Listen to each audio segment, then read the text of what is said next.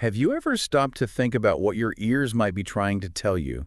Not just about the world around you, but about your own health. It's a fascinating idea, isn't it? Yeah. That something as simple as changes in our hearing could be a signal for something much bigger going on inside our bodies. Exactly. And today, on the deep dive, we're going to explore that very concept.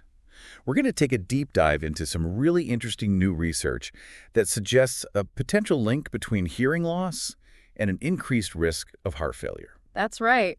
We're going to unpack some pretty compelling findings from a recent study published in the journal Heart. So if you're curious about how your hearing and your heart health might be connected, this deep dive is definitely for you.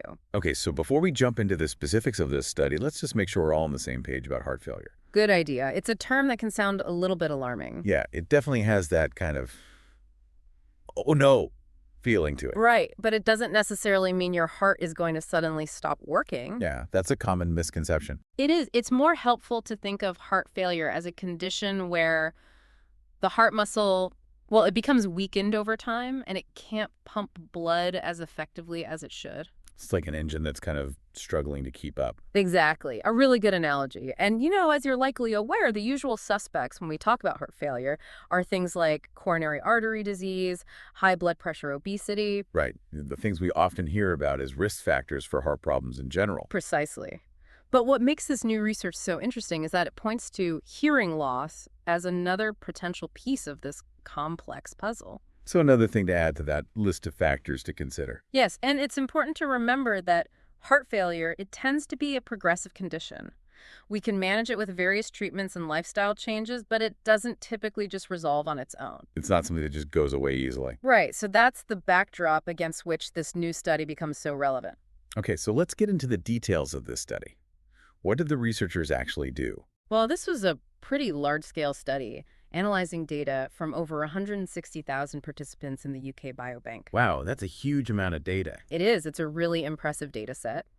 And what's crucial to note is that at the beginning of the study, none of these individuals had been diagnosed with heart failure.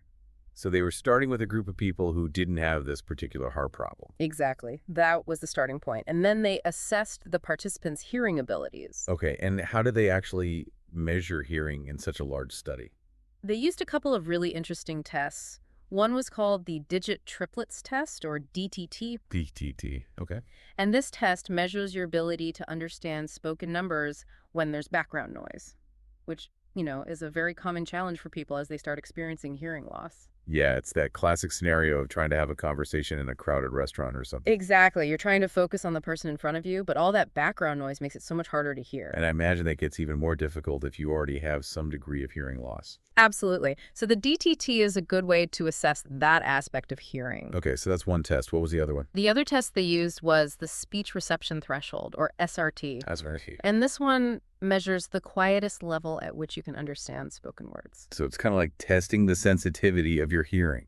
That's right. It's a very precise measure of how well you can pick up those subtle sound cues in speech. Okay, so they had these very specific ways of measuring people's hearing. Yeah. What did they find when they followed these participants over time? Well, the average follow-up period was about 11 and a half years. Okay, so quite a significant amount of time. Yes, and during that time, almost 3% of the participants developed heart failure. Okay, so not everyone, obviously, but a significant portion. Right. And here's where things get really interesting. They found that those who were categorized as having what they termed insufficient hearing at the start of the study. So not even severe hearing loss, just insufficient. Exactly. They had a 15% higher risk of developing heart failure compared to those with normal hearing. That's still quite a jump. It is. And then for those who had poor hearing at the beginning. So more significant hearing loss. Right. That risk increased even more to 28%.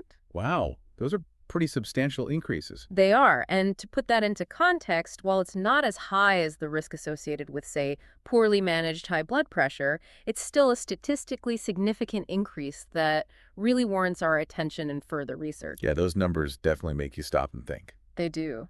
And you mentioned the speech reception threshold, the SRT, earlier. They found that higher SRT scores, which indicate worse hearing sensitivity. So the higher the score, the worse your hearing. Exactly. They were also associated with a greater risk of heart failure. Okay, so both tests, the DTT and the SRT, were pointing in the same direction. Yes. And What's particularly noteworthy is that this connection seemed to be even stronger in people who didn't have any history of heart disease or stroke when the study began. That's a really striking point. So it's almost like in some cases, hearing loss could be an early warning sign, Yeah. even in people we might otherwise think are healthy. It's a really intriguing possibility and one that definitely deserves more investigation. Absolutely.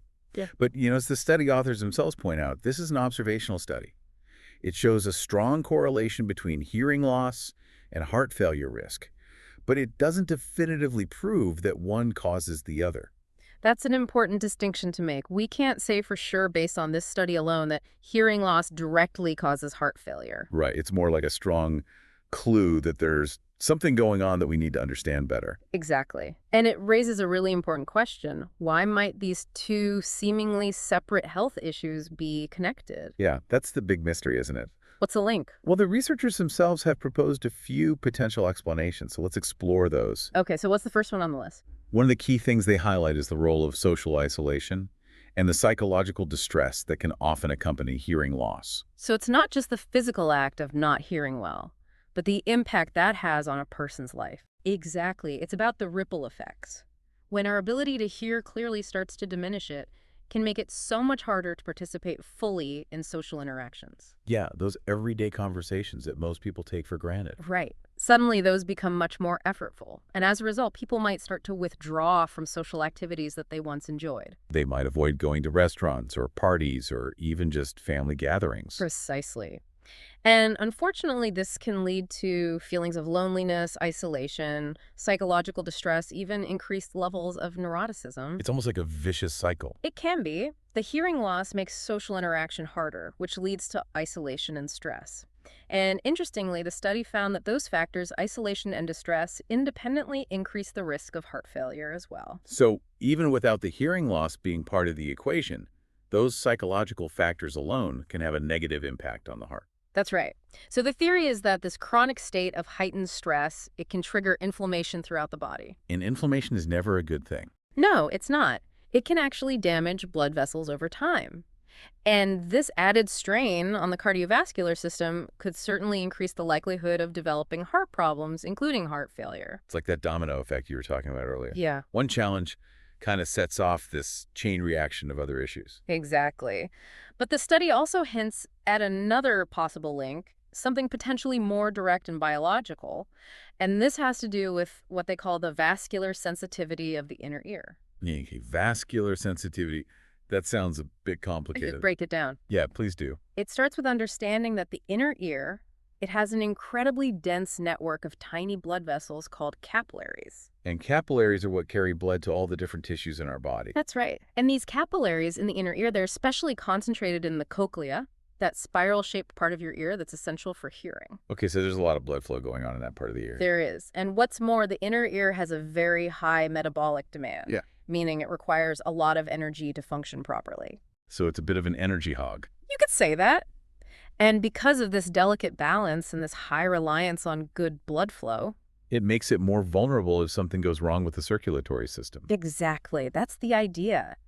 The researchers proposed that the inner ear might be one of the first places in the body where problems with blood flow show up. So almost like a canary in a coal mine. That's a great analogy. If those tiny vessels in the inner ear are being affected, it could be a signal that there are broader issues with the vascular system that could eventually impact the heart. So it's like the ears are giving us an early warning. That's one way to think about it.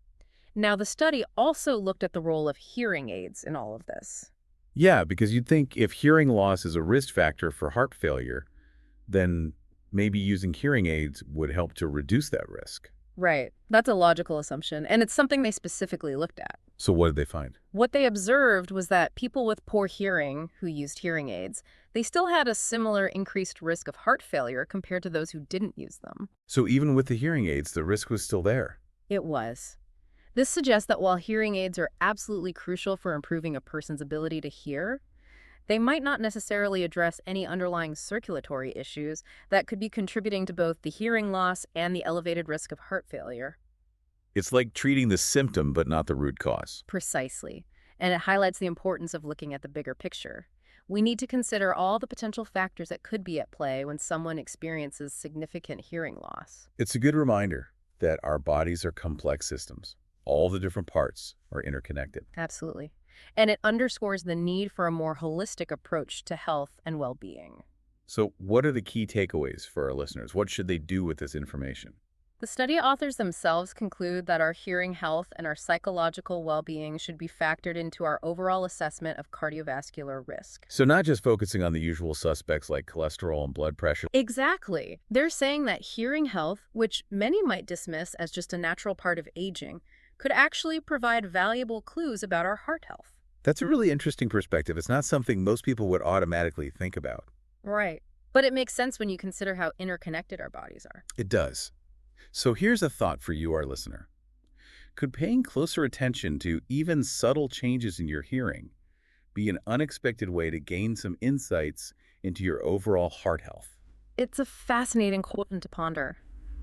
Could it be that those little signs that your hearing isn't quite as sharp as it used to be are actually whispers from your heart urging you to pay attention? And could that prompt you to think about both your ears and your heart as part of a single integrated system that needs care and attention?